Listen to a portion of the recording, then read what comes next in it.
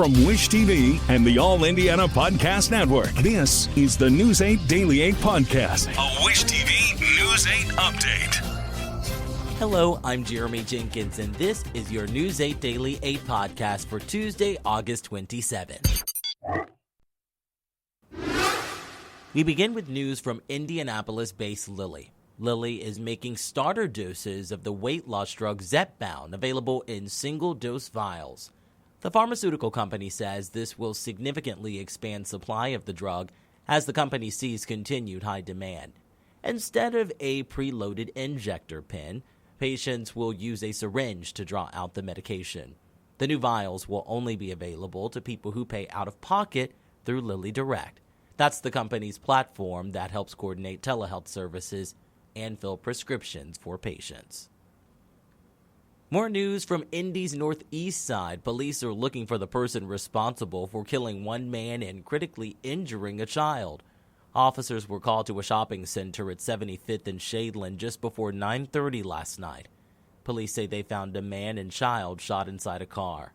The man died and the child is now at a hospital. Witnesses at the scene told News 8 a fight led to the shooting, but so far, IMPD has not confirmed that.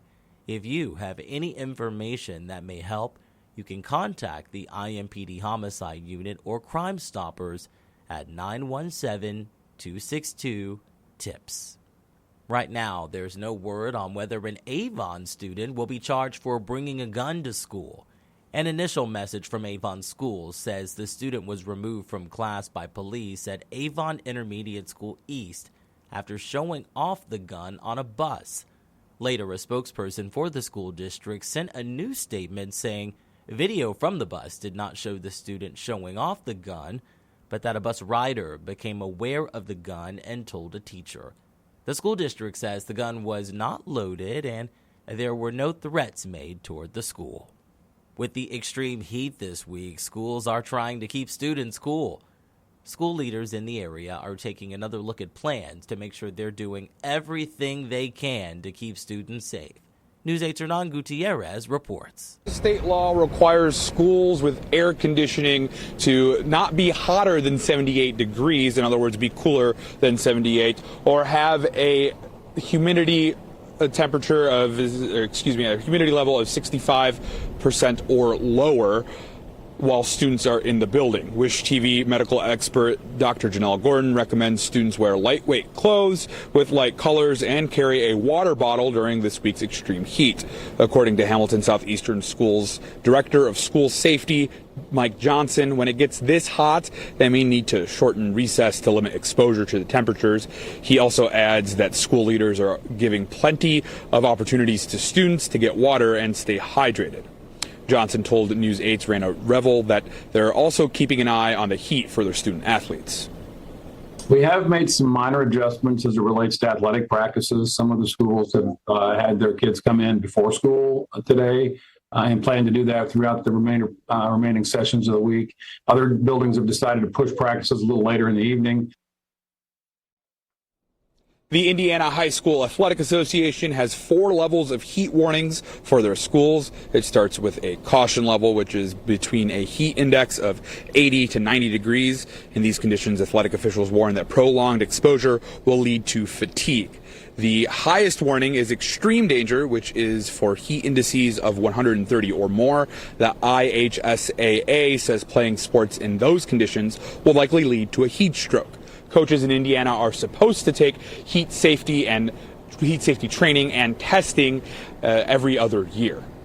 Reporting downtown, I'm Hernan Gutierrez for Wish TV, wishtv.com, or follow us on Facebook for updates.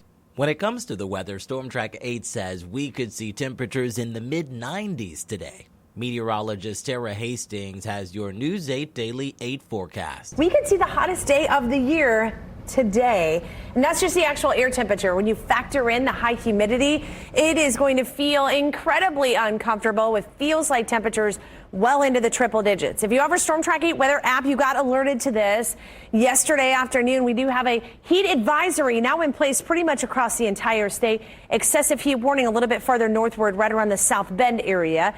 The reason being, we're going to see heat indices or feels like temperatures well into the triple digits this afternoon. Live look here in Cicero. Beautiful start to the day. Just a hot one. 77 degrees right now over at Morse Reservoir. Also in Indianapolis and Bloomington as well. 76 in Lafayette and already into the 80s in Chicago and South Bend. We've got mostly sunny skies in play for the entire day today. Up to 91 degrees at 1 o'clock, and we'll get into the mid 90s later this afternoon with those feels like temperatures or heat indices between about 102 and maybe up to 107 in some locations across the state. Actual air temperatures will be into the mid and upper 90s. I wouldn't be surprised if we have a couple of triple digit readings here into the afternoon. Now, all day today, I think we're going to be dry, but later tonight, more into the overnight hours, we're going to see a chance for some showers and thunderstorms. Some of them could be on the stronger side, especially in northern sections of Indiana. We'll talk much more about our severe weather threat and also when we're finally going to get rid of this high heat and humidity, all in my full forecast. To get a peek at the full forecast, just head over to wishtv.com, or you can download the Wish TV Storm Track 8 app. And don't forget to check out our Storm Track 8 weather blogs. And with temperatures this high, our attention is on it, but when it comes to children with autism, they require a bit more attention. News 8's Malia Van Ostrand reports. Many children spend a heat wave at the pool or running around a splash pad, but children with autism spectrum disorder can have severe reactions to higher temperatures since they are more sensitive to environmental changes. Dysregulation of their sensory systems, maybe having more meltdowns or tantrums. Parents and caregivers can try these calming strategies for their child. Deep pressure, heavy work activities, soothing, quiet music. If you do decide to go outside, communication with symbols and visuals such as a core communication board may be a good option for children who are nonverbal.